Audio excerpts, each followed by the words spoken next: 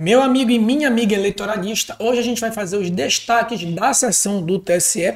Não me parece que qualquer ofensa à mulher de um candidato tenha que ser tratado pela Justiça Eleitoral. Obviamente, nós não devemos estender a competência da Justiça Eleitoral automaticamente para qualquer ofensa à mulher de todos os candidatos. Imagine, né? Todos os candidatos a prefeito, todos os candidatos a vereadores.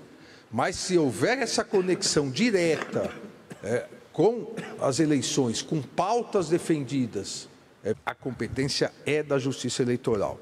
Só para lembrar que esse quadro de destaques da sessão do TSE não tem a mesma relação com o informativo. O informativo a gente resume todos os acórdãos publicados na semana anterior e nesse quadro, nesse presente quadro aqui, a gente vai trazer para vocês o que de mais importante aconteceu na sessão do TSE, tá bom? E a gente já começa com esse seguinte julgado da sessão do TSE. A Justiça Eleitoral é competente para julgar a ofensa ao cônjuge do candidato se o insulto tiver relação com o processo eleitoral. Um entendimento muito inusitado, inclusive. Por quê? Porque, como regra geral, os legitimados ou os ofendidos em sede de propaganda eleitoral ou direito de resposta, até porque a competência da Justiça Eleitoral se limita aos players, né, aos participantes do processo eleitoral.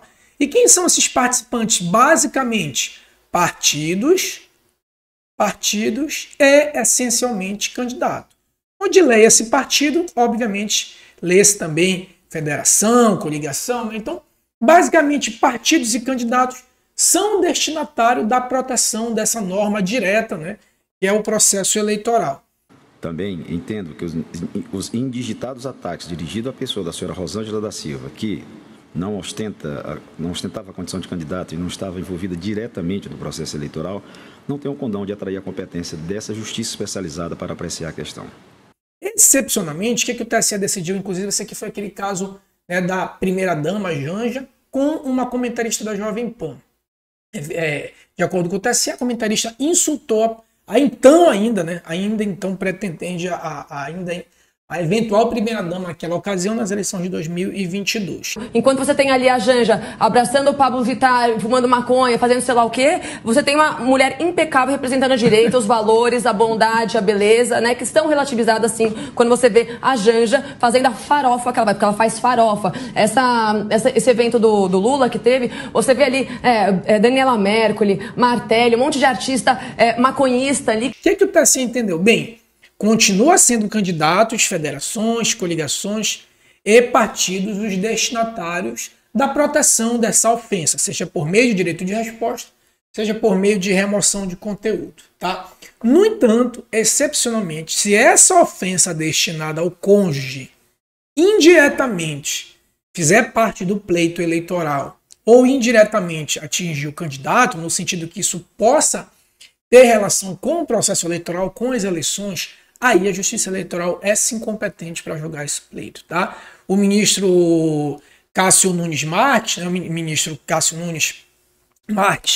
disse que a Justiça Eleitoral não era competente e o ministro Floriano de Azevedo, desculpa, deixa eu fazer uma correção aqui.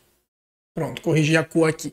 E o ministro Floriano Azevedo superou, né, foi o voto divergente, dizendo que tendo relação, inclusive o ministro Alexandre de Moraes deixou isso muito claro, que tendo relação com o processo eleitoral, então tendo relação direta com o processo eleitoral, ainda que o atingido seja o cônjuge, na verdade esse atingimento diz respeito ao processo eleitoral e, portanto, diz respeito ao candidato. E abro essa divergência baseado em dois argumentos. Primeiro, quanto à competência da Justiça Eleitoral.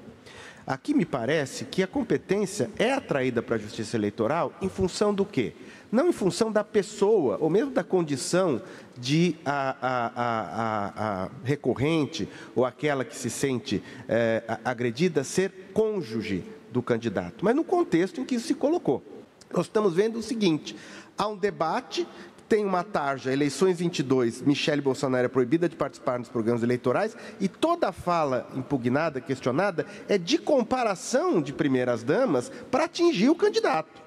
Então, entendimento aí bastante interessante, isso pode povoar, inclusive, as questões na eleição municipal, tá? Próximo destaque da sessão, é o seguinte, excepcionalmente, é possível, pronto. Excepcionalmente, é possível considerar fato superveniente que afasta a inelegibilidade mesmo após a data da diplomação. Professor, o que isso quer dizer? Vamos traduzir isso aqui. Os fatos supervenientes são aqueles, né? Olha só, fatos supervenientes. Fatos supervenientes são aqueles, deixa eu puxar o quadrinho aqui, pronto. Fatos supervenientes são aqueles que ocorrem, a gente tem aqui a data do registro, a data da eleição e a data da diplomação. Então, data do registro, data da eleição e a data da diplomação. O que acontece? Muitas vezes, o candidato ele faz o registro de candidatura dele, às vezes ele pode já estar inelegível ou pode estar elegível e depois acontece um fato superveniente que faz com que a elegibilidade dele seja recuperada ou afastada. Só que aí vem a seguinte questão, bem, até qual a data que eu considero esse fato superveniente? O TSE tem um entendimento que, na minha concepção, é um entendimento que, de vez em quando, desliza, que se for para prejudicar o candidato, o fato superveniente tem que acontecer até a data da eleição. Ou seja, se for para atrair a inelegibilidade, esse fato tem que ser até a data da eleição.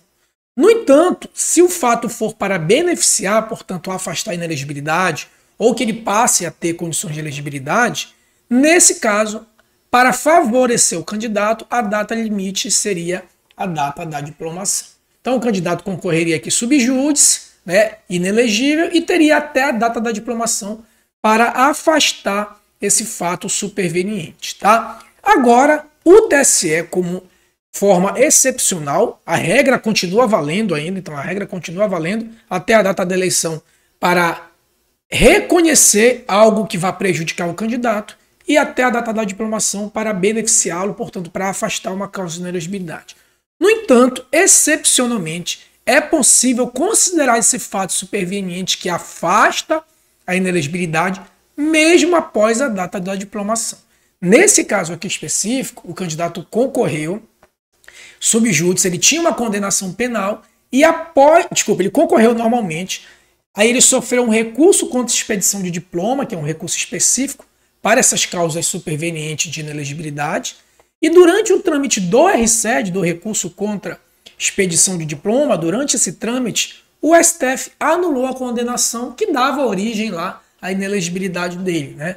Então, o TSE entendeu bem, por mais que essa anulação da condenação tenha ocorrido após a diplomação, ainda assim deve-se considerar essa anulação, esse fato superveniente, por uma questão de segurança jurídica. Há, excepcionalmente, a possibilidade de se conhecer de alteração fática ou jurídica superveniente ao registro da candidatura, mesmo após a diplomação. E esse é um caso muito claro disso. Ele é inelegível porque condenado em decisão de segunda instância. Então, inelegível. Após a diplomação, mesmo após a diplomação, ou seja, após o término do prazo em regra para se conhecer de fato superveniente, o Supremo Tribunal Federal anulou a condenação. No mundo jurídico deixou de existir o requisito necessário para a inelegibilidade. O fato de nós ficarmos presos sempre a um prazo seria de uma injustiça total. De modo excepcional, né, o TSE deixou muito claro que é excepcional, pode-se considerar sim um fato superveniente mesmo após a diplomação. No entanto, a regra continua valendo. Tá bom, meus amigos? Então, esses aí foram os destaques da sessão do TSE, destaque da semana passada, destaques da sessão aí da primeira semana de março de 2024. Esses aí foram o destaque da sessão do TSE, tá bom? Então não se esqueça aí de se inscrever, curtir, comentar e compartilhar. Isso é muito importante, porque o algoritmo entrega o vídeo para mais pessoas e isso ajuda o canal e automaticamente ajuda você que continua recebendo mais conteúdo aí de direito eleitoral. Se tiver com alguma dúvida, comenta aqui que eu respondo todos os comentários e também pode fazer aí a sua sugestão de pauta, tá bom? Forte abraço e até a próxima.